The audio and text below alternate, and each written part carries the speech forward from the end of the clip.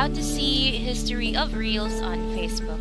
So hi guys, the first thing that we need to do is to open our Facebook profile here on our Facebook app. So as you can see, we can see our Facebook profile in here.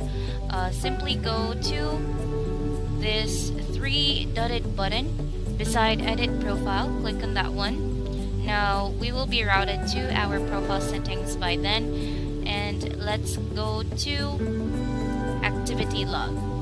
Alright, so once you've opened activity log, simply look for groups, events, and reels. Now click on this drop down icon and go to reels.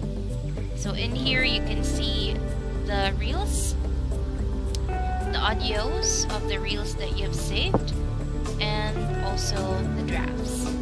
So that's about it for today's video, guys. Hope you enjoyed, and thank you so much for watching.